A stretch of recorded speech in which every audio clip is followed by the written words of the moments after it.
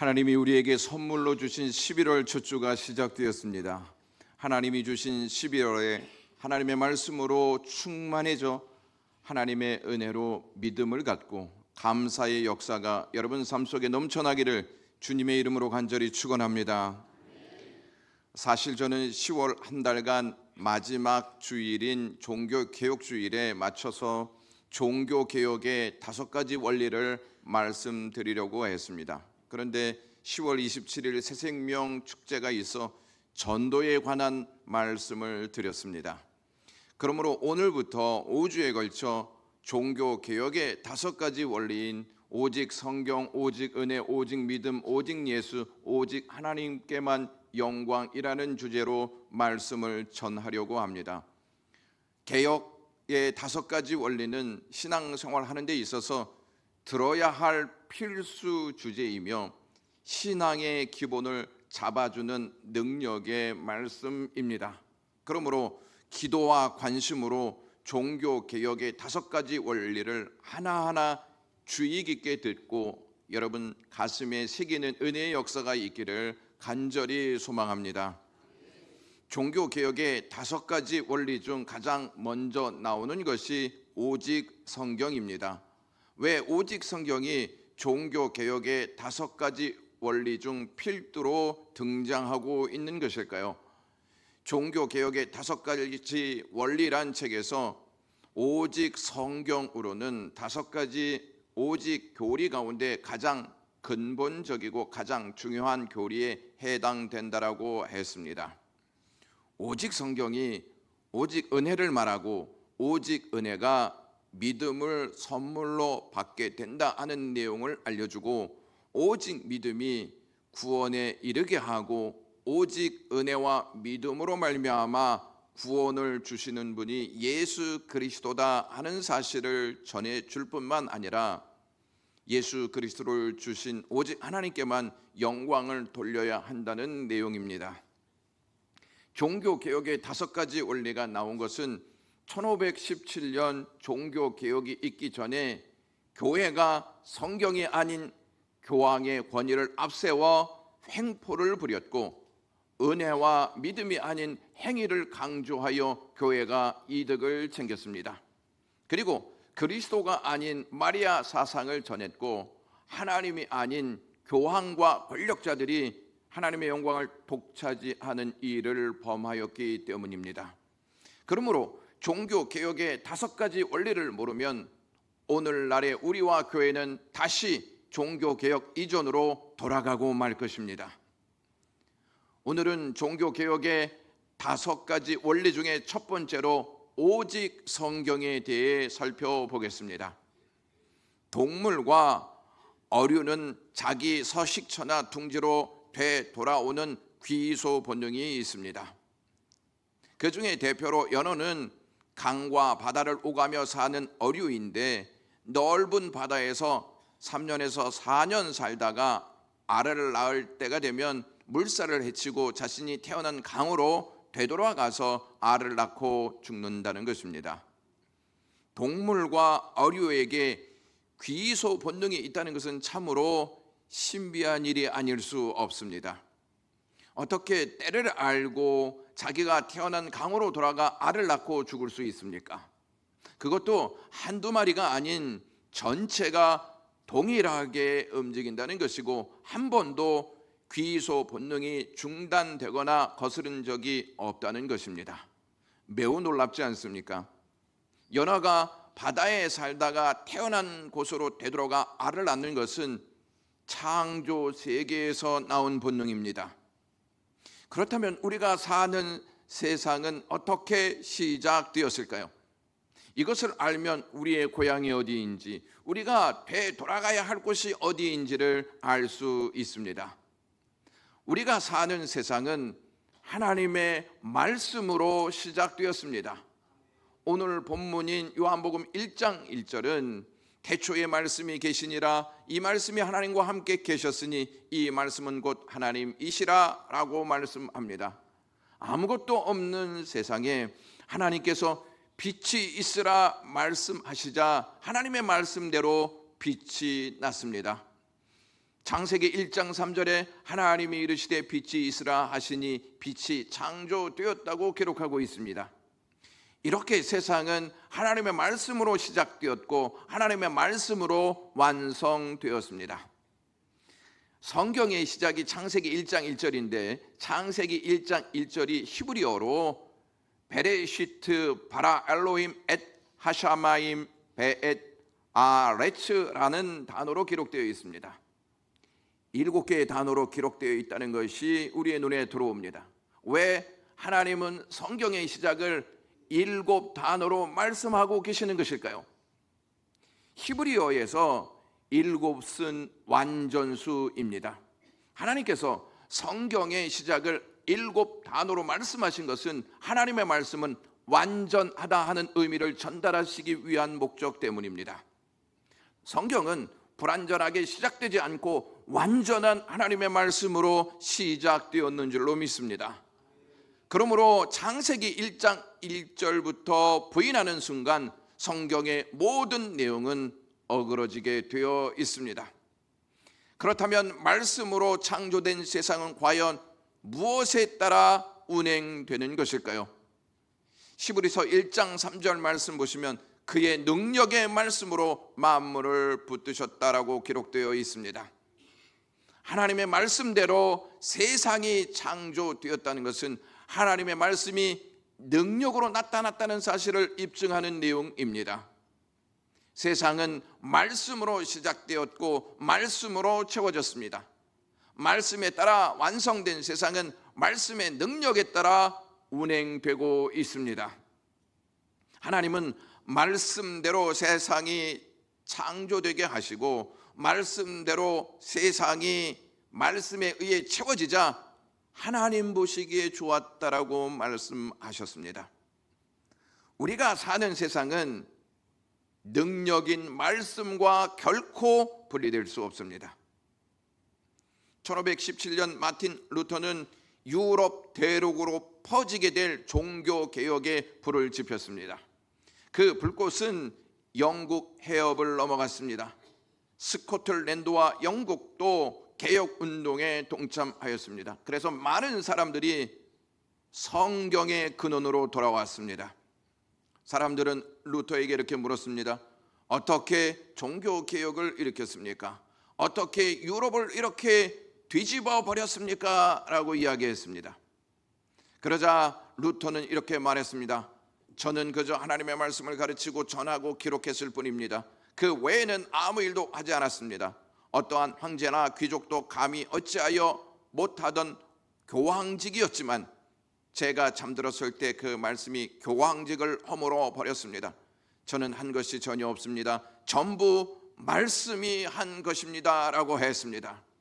하나님의 말씀은 지금도 역사 속에서 능력으로 나타나고 있는 줄로 믿습니다. 하나님 보시기에 심히 좋았던 세상이 하나님을 근심하게 만들고 하나님을 한탄하게 만들었습니다. 그 이유는 말씀으로 가득한 세상이 죄로 가득한 세상이 되었기 때문입니다. 창세기 6장 5절에서부터 6절 말씀 보시면 여호와께서 사람의 죄악이 세상에 가득함과 그의 마음으로 생각하는 모든 계획이 항상 악할 뿐임을 보시고 땅 위에 사람 지으셨음을 한탄하사 마음에 근심하시고라고 언급하고 있습니다.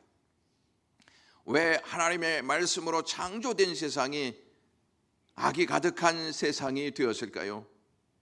하나님께서 인류의 최초인 아담을 흙으로 만드신 후에 그를 에덴 동산에서 살 수 있도록 은혜를 베푸셨습니다.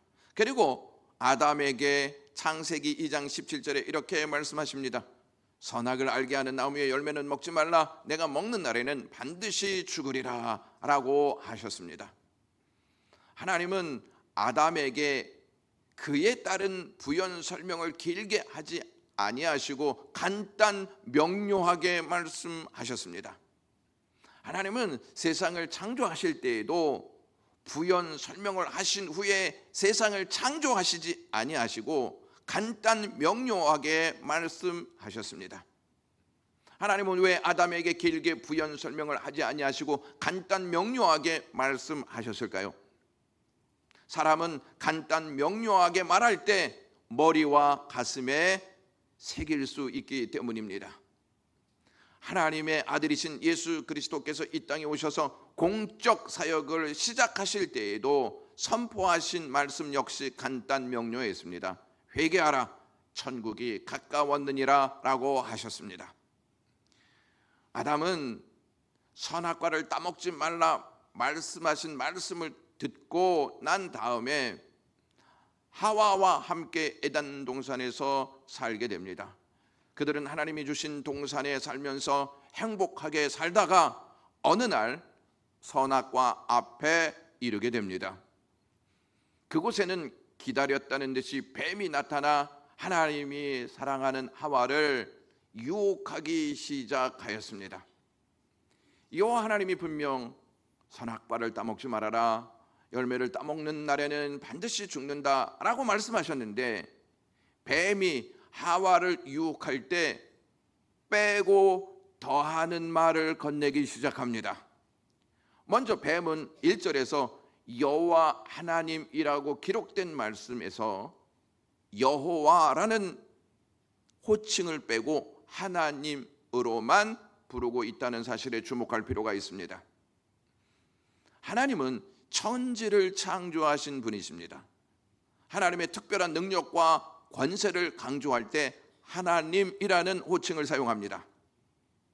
히브리 말로 엘로힘이라고 말하는데 이 엘로힘은 구약 성경에서 2550회가 나옵니다. 여호와는 하나님의 유일한 고유 명사인데 성경에 6823회가 나옵니다. 성경에서 하나님보다 여호와라는 호칭이 배 이상 나온다는 점입니다. 하나님 엘로힘이라는 이 이름의 의미는 능력으로 우주 만물을 창조하신 권세를 반영하는 이름이고, 반면에 여호와는 하나님께서 언약을 세우시고 언약을 이루시면서 구원과 인격적으로 우리와 함께 하시는 하나님, 은혜와 구원을 베푸시는 하나님을 반영할 때 여호와라는 이름을 사용합니다. 그러니까 뱀은 간교하게 여호와라는 호칭을 뺐습니다. 이것을 뺐다는 것은 언약을 세우시고 언약을 이루시는 구원의 하나님, 인격적으로 우리와 함께 하시는 하나님, 은혜와 구원을 베푸시는 하나님을 살며시 빼고 하와에게 접근하기 시작했다는 것입니다. 사탄은 우리에게 접근할 때 하나님을 다 말하지 않습니다. 빼놓고 말하는 부분이 있음을 아셔야 합니다. 사탄은 우리도 모르는 사이에 하나의 진리를 빼고 말할 때가 많습니다. 사고는 큰 것에서부터 시작되지 않고 작은 것에서부터 시작된다는 것을 우리는 잘 알고 있습니다. 우리가 잘 아는 호와 여객선 타이타닉호의 비극이 우리의 역사 속에 남아 있습니다. 이 타이타닉호가 참사를 이루었던 것은 화면에 보시면 작은 나사 하나가 풀리면서 엄청난 인명 피해를 낳게 되었다는 것입니다. 작은 저 나사 하나가 큰 타이타닉호를 바다에 침몰을 시켰습니다. 또한 2003년 1월 우주에서 지구로 돌아오던 미국 우주 항복선 콜럼비아호가 폭발을 했습니다. 탑승자 7명 전원이 사망하는 사고가 발생했습니다. 사고 뒤에 7개월간 조사를 했는데 조사를 끝내고 어떠한 결과를 보고했냐면 나사가 풀린 사고였다라고 결론을 내렸습니다. 이렇게 나사 하나 때문에 대형 참사를 겪게 되는 것입니다. 우리가 정신을 차리지 못하고 살아갈 때 자주 듣는 소리가 있습니다. 나사가 빠졌냐라고 하는 말입니다. 사탄도 우리가 눈치채지 못하게 진리의 나사 하나를 살짝 풀거나 빼놓습니다. 하나님의 이름인 여호와를 뺐을 때 하와와 아담은 자신과 함께 하시는 하나님, 인격적이시고 의로우신 하나님, 구원의 하나님이신 여호와를 잊어버리게 됐습니다. 성경이 말씀한 내용 한 부분을 빼면 반드시 문제가 생긴다는 것을 아셔야 합니다. 그리고 사탄은 한 가지를 더합니다. 하나님께서 창세기 2장 17절에 선악을 알게 하는 나무의 열매를 먹지 말라, 내가 먹는 날에는 반드시 죽으리라 말씀하셨습니다. 그런데 사탄은 창세기 3장 4절에 너희는 결코 죽지 아니하리라 라고 말합니다. 여호와의 이름을 살짝 뺀 후에는 자기의 말을 더해 그들의 마음을 하나님의 말씀에서 벗어나게 합니다. 이것은 오늘날 하나님의 말씀을 믿고 따르지 않아도 충분히 행복하게 살 수 있다는 말과 똑같습니다. 예수 그리스도를 믿지 않아도 하나님의 심판과 무관하게 잘 살 수 있다고 자신만만해 하는 것과 같다는 것입니다. 사탄은 하나만 더하지 않고 또 다른 하나를 더해 결정타를 날립니다. 그것은 선악과를 먹으면 죽지 않을 뿐만 아니라 하나님과 같이 된다는 말을 더합니다. 사탄은 하나님의 말씀을 빼고 더하는 말로 하나님을 거짓말쟁이로 몰아가고 아담과 하와가 하나님을 신뢰하지 못하도록 그의 마음을 홀립니다. 오늘날 역시 사탄은 아주 교묘한 방법으로 역사하는데 과학과 철학 그리고 학문과 문화를 동원하여 하나님을 거짓말쟁이로 몰아가고 있습니다. 그 결과 사람들은 하나님보다 과학과 철학 그리고 학문과 문화를 더 신뢰하고 있습니다. 이를 보면서 사탄은 흐뭇한 미소를 짓고 있다는 사실을 아십니까? 하나님을 거짓말쟁이로 몰아가야 사람들이 하나님의 자리를 차지하려고 서로 싸울 것이 아니겠습니까? 결국 아담과 하와는 사탄의 말에 넘어가 선악과를 따먹습니다. 아담과 하와가 선악과를 따먹은 것은 그들 마음이 하나님의 말씀을 버리고 사탄의 말로 채웠기 때문입니다. 하나님의 말씀을 버리는 순간 사람은 악을 선택하게 되어 있습니다. 인류의 대표인 아담과 하와가 악을 선택하자 세상에 악이 박차고 들어와 채워지기 시작했습니다. 아담과 하와가 선악과를 따먹자 하나님의 말씀대로 죽음과 저주가 찾아 들어왔습니다. 창세기는 그들의 모습을 생생하게 보여주면서 하나님의 말씀을 버린 자의 결과가 어떤지를 우리에게 똑똑히 알려주고 있습니다. 하나님의 말씀을 버린 자는 하나님과 분리되어 사는 불행을 맞이하게 됩니다. 아담과 하와는 선악과를 따먹고 바로 죽지 않았기 때문에 죽음이 무엇인지 잘 몰랐을 것입니다. 그러다가 아들인 아벨이 형 가인에게 돌에 맞아 죽게 되자 아벨의 죽음 앞에 대성통곡을 하며 깊은 신음에 빠지는 고통을 겪게 됩니다. 순종의 역사는 삶에 하나님의 사랑과 능력을 담는 것이고, 불순종은 우리의 삶에 단절과 고통을 담는 것과 같습니다. 아담과 하와가 하나님의 말씀을 버리자 세상은 악으로 가득 차기 시작했습니다. 도를 넘는 행위를 하기 시작하였고 하나님의 심판을 피할 수 없는 상황까지 다다르게 되었습니다. 하나님은 그러한 세상을 보면서 가슴 아파하셨고 한탄해 하셨습니다. 하나님은 우리가 살고 있는 세상을 보면서, 우리가 죄짓고 있는 환경을 보면서 과연 어떠한 마음을 가지실 것 같습니까? 하나님은 악으로 가득한 세상과 악으로 가득한 우리를 보시면서 인내하고 계십니다. 한탄하고 계시고 가슴 아파하고 계십니다. 악으로 가득한 세상을 하나님은 인내하며 대하시다가 물로 정화시켜야 되겠다 하는 결정을 내리십니다. 그래서 노아에게 심판을 준비해라 하는 명령을 내리십니다. 노아는 악으로 가득한 세상에 살면서 하나님의 말씀을 믿고 순종하여 방주를 만듭니다. 하나님께 순종하여 방주를 만들고 있는 노아를 보는 사람들은 멀쩡한 세상에서 무슨 심판이 오냐고 비아냥거리면서 노아가 허튼 짓을 한다고 비웃었습니다. 지금도 마찬가지가 아니겠습니까? 세상 곳곳에서 전쟁이 일어나고 전염병이 일어나고 태풍으로 인한 홍수와 지진이 일어나는 것을 우리 눈으로 똑똑히 보고 있습니다. 또한 여기저기에서 거짓을 유포하는 사람들이 얼마나 많이 일어나고 있는지 모릅니다. 이러한 세상을 보고 있으면서 우리는 세상에는 소망이 없구나, 희망이 없어, 소망과 희망이 실종되었다 하는 것을 알게 됩니다. 이 모든 현상들이 하나님의 말씀에 기록되어 있다는 것을 아십니까? 사람들은 심판 불감증에 걸려 하나님의 말씀을 부정하고 하나님을 믿으려 하지 않고 있습니다.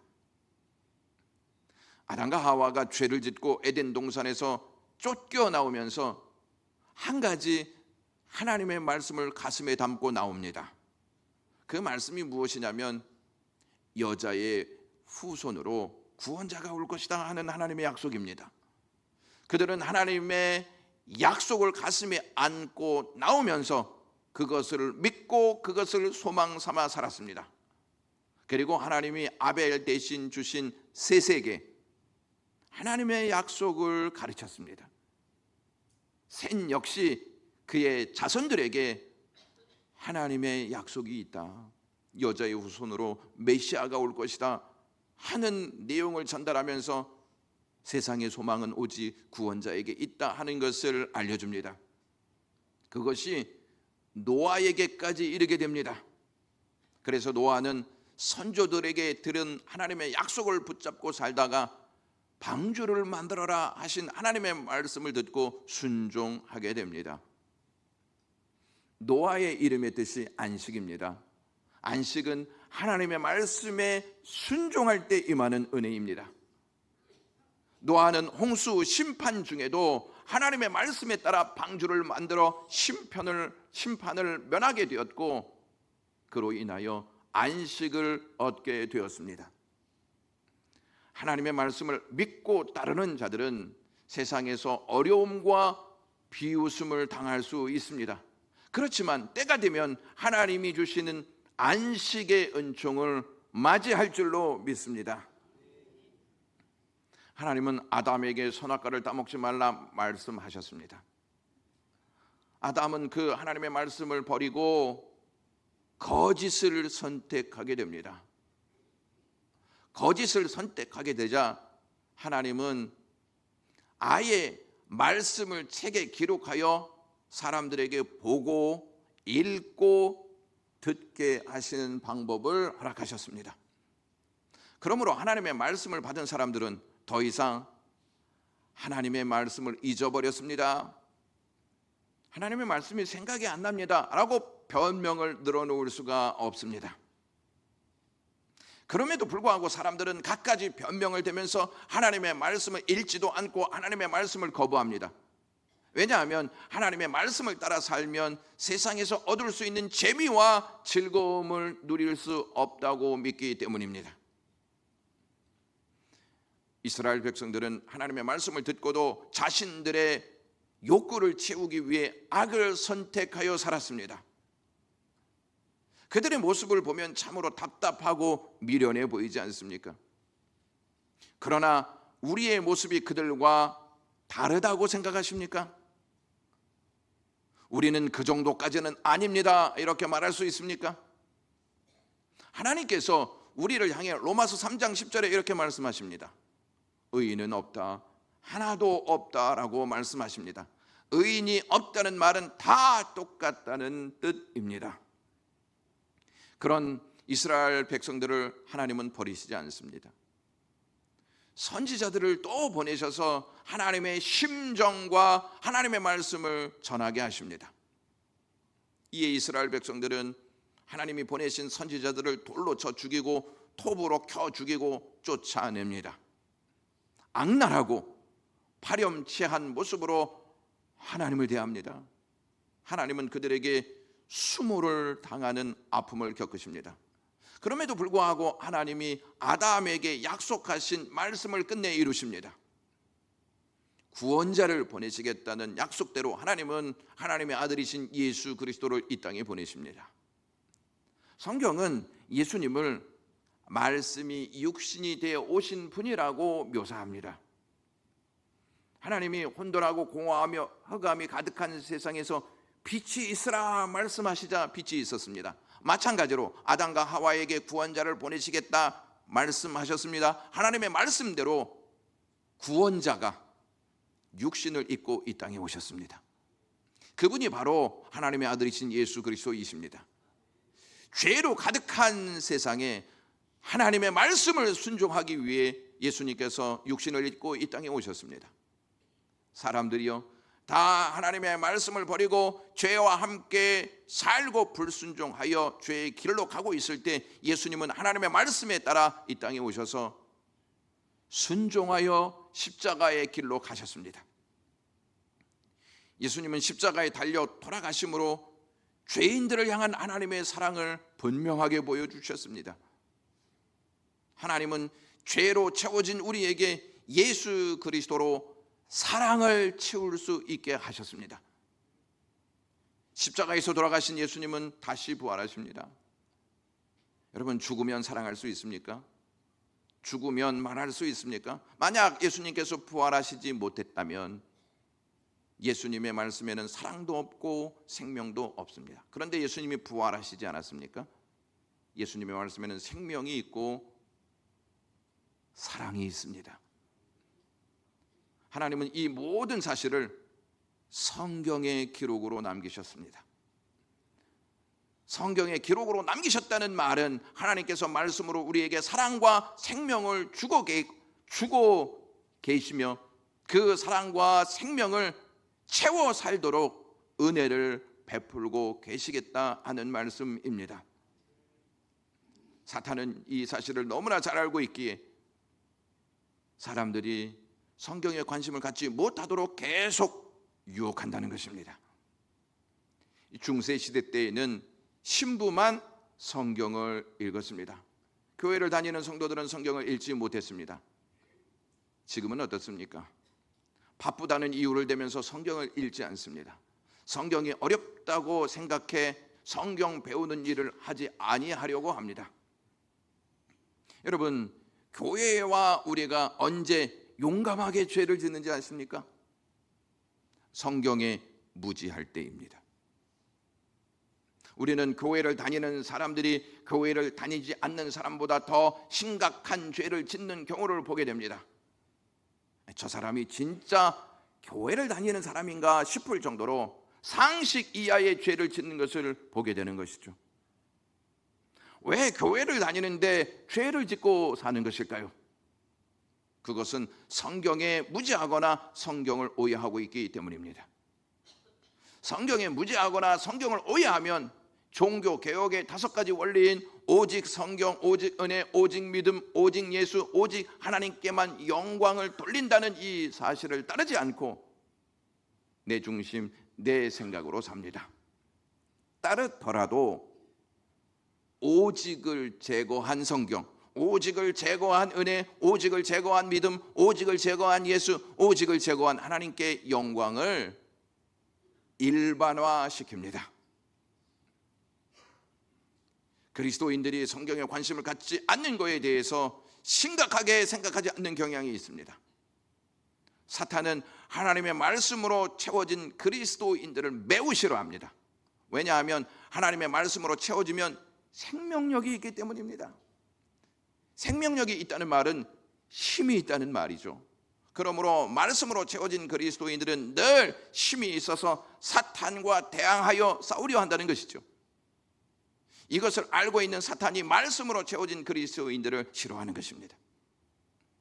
반면에 하나님의 말씀이 없으면 생명력이 없습니다. 생명력이 없다는 말은 죽었다는 것이죠. 힘이 없다는 것입니다. 사탄은 힘이 없는 그리스도인들을 마음 놓고 이용하여 자신의 충신으로 삼습니다. 그래서 사탄은 그리스도인들이 하나님의 말씀으로 채워지지 못하도록 성경에 관심을 갖지 못하게 하는 것입니다. 사탄은 그리스도인들에게 성경에 관심을 갖지 못하게 할 뿐만 아니라 과학과 철학과 학문과 문화를 이용하여 성경의 내용을 빼고 더하게 하는 공작을 합니다. 과학과 철학과 학문과 문화는 하나님의 초월적인 역사를 인정하지 않습니다. 그래서 성경에 있는 기적을 다 제거하려고 합니다. 어떻게 물고기 2마리와 보리떡 5개로 5,000명을 먹이고도 12광주리가 남을 수 있냐는 것입니다. 교회를 다니는 사람도 이것을 인정하지 않습니다. 성경에는 이러한 황당한 이야기가 있으니 관심 가질 필요가 없다고 사탄은 우리 교회에 속삭입니다. 또한 인간은 창조되지 않았다, 진화되었다, 과학적 근거를 대면서 창조론을 성경에서 빼내려고 합니다. 그리고 과학과 철학과 학문과 문화를 이용하여 자꾸 거짓된 이야기를 유포하여 성경을 신뢰하지 못하게 합니다. 이스라엘에서요, 예수라는 이름의 묘비가 발견되었다고 보도한 적이 있습니다. 이스라엘에 예수라는 이름이 예수님 한 분밖에 없었을까요? 우리나라에 나덕환이라는 이름이 저 하나밖에 없을까요? 나덕환이라는 무덤이 발견되었다고 그 무덤이 제 무덤이 될 수 있습니까? 제가 이렇게 멀쩡히 살아있는데 말입니다. 그 무덤은 제 무덤이 아닌 다른 사람의 무덤입니다. 요즘 우리나라에는 자신이 하나님과 재림주라고 말하고 다니는 사람들이 얼마나 많은 줄 모릅니다. 한겨레 20일에서 밝힌 내용인데요, 한국에 하나님이 20명, 내가 예수다 하는 사람이 50명이 있다고 합니다. 이렇게 사탄은 과학과 철학 그리고 학문과 문화를 이용하여 성경의 내용을 빼고 더하는 일을 서슴지 않습니다. 마지막으로 사탄이 그리스도인들에게 하나님의 말씀을 능력으로 보지 않고 하나의 책으로 여기게 합니다. 하나님의 말씀을 능력으로 여기면 어찌 배우지 않고 어찌 읽지 않고 어찌 듣지 않을 수가 있겠습니까? 하나님의 말씀을 그저 과거에 기록된 책, 우리의 현실과는 전혀 다른 책으로 여기게 한다는 것이죠. 조지 애틀레이라고 하는 선교사님이 있었습니다. 중앙 아프리카에서 선교를 했던 선교사님인데요, 강가에서 죽은 시체로 발견이 되었습니다.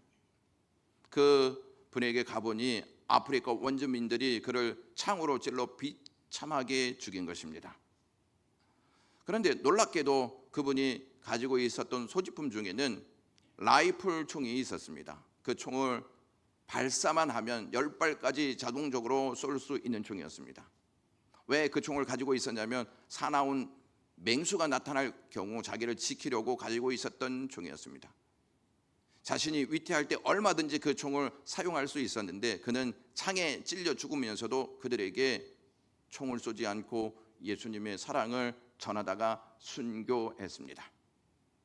뒷이야기는 사람들이 피투성이가 되어진 그 사람 시체에 가서 소지품을 뒤져보았을 때 총도 있었고 총알도 있었습니다.